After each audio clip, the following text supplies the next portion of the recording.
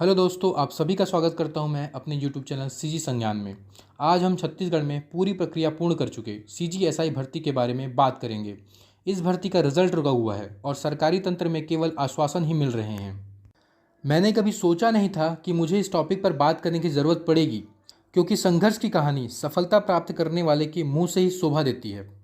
लेकिन जिसकी सुध कोई नहीं ले रहा है, उसके संघर्ष के बारे में बात करना ज़रूरी है।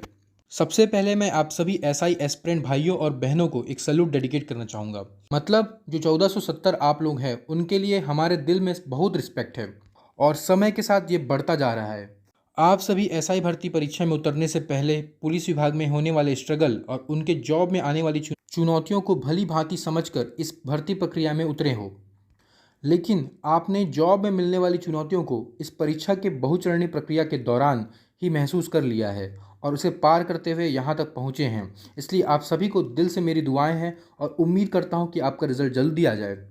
छत्तीसगढ़ के इतिहास में एसआई भर्ती एकमात्र ऐसी भर्ती है जिसके शुरुआत से ही हर चरण करवाने के लिए आंदोलन करना पड़ा है। कईयों ने उस आंदोलन के दौरान लाठियाँ खाई हैं, कईयों ने अपनी पूरी जवानी निकाल दी है। जब 2018 में वैकेंसी आई, तब से सभी ने अपने कंधों पर 2 स्टार के सपने संजोए थे।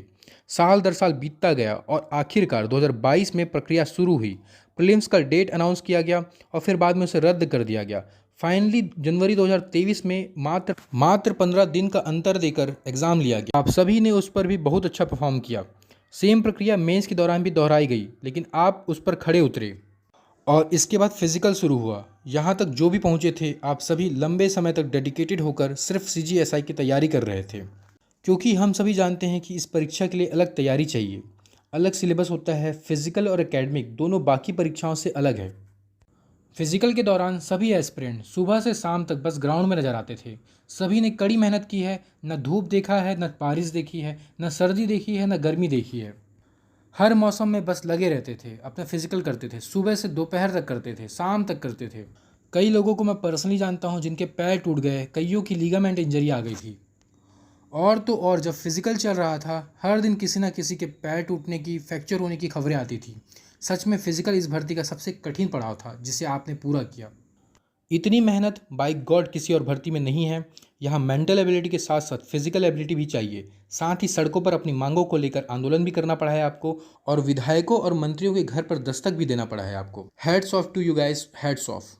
लेकिन संघर्ष अभी खत्म नहीं हुआ है दोस्तों, अभी अंतिम लड़ाई जारी है और इस अंतिम लड़ाई में आपको अपने सब्र और विनम्रता का परिचय देना होगा। अपनी मांगों को लेकर आप हर जगह जा रहे हैं और इसी तरह आप जाते रहें और रिजल्ट जारी करने के लिए मांग करते रहें।